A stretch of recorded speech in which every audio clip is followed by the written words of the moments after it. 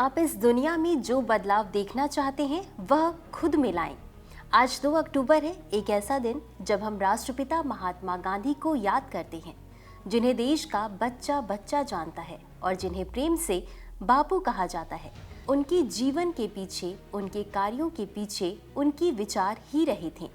उनका जीवन हमें सत्य, अहिंसा और सादगी के मार्ग पर चलने की प्रेरणा देता है। उनका जन्म 2 अक्टूबर 1869 को गुजरात के पोरबंदर में एक मध्यम वर्गीय परिवार में हुआ था। उनकी माता पुतलीबाई धार्मिक स्वभाव और संयम वाली महिला थीं, जिन्होंने गांधी जी के व्यक्तित्व पर गहरा प्रभाव डाला। अपने शुरुआती जीवन में वह एक साधारण और संकोची छात्र थे, लेकिन उन्हें राजा हरिश्चंद्र नाटक ने गहराई से प्रभावित किया।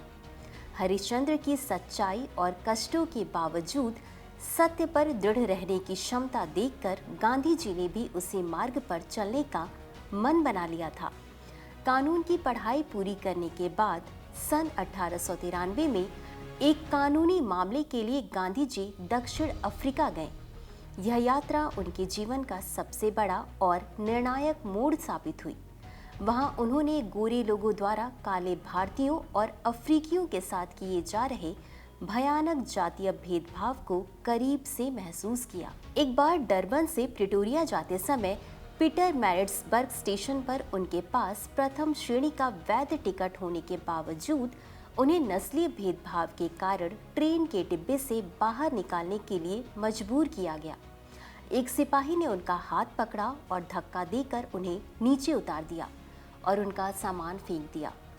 कड़ाके की सर्दी में प्रतीक्षालय में ठिठुरते हुए, अपमान और ठंड को सहते हुए गांधी जी ने यह फैसला किया कि यह कष्ट किसी गहराई तक बैठे हुए महारोग रंग द्वेष का लक्षण है।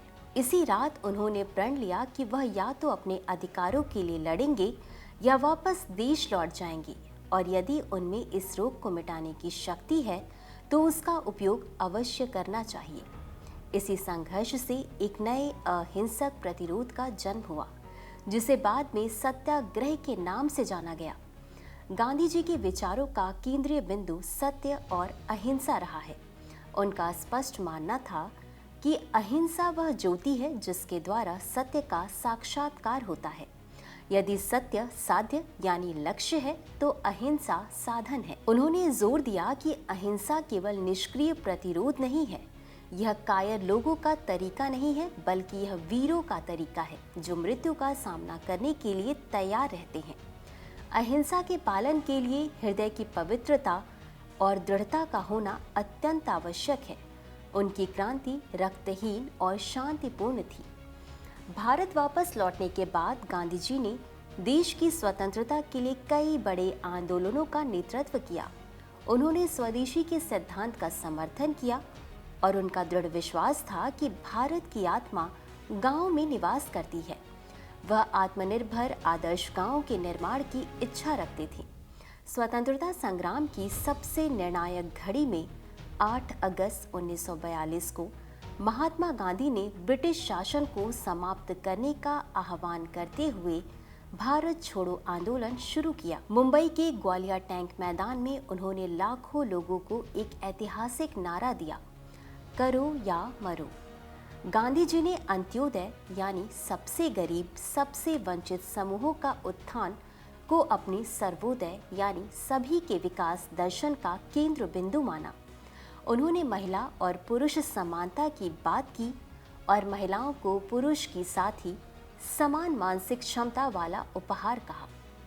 दुखद रूप से 30 जनवरी 1948 को नाथूराम गोडसे ने उनकी गोली मारकर हत्या कर दी थी। आज उनका जन्मदिवस 2 अक्टूबर संयुक्त राष्ट्र द्वारा अंतर्राष्ट्रीय अहिंसा दिवस के रूप में भी मनाया जाता है।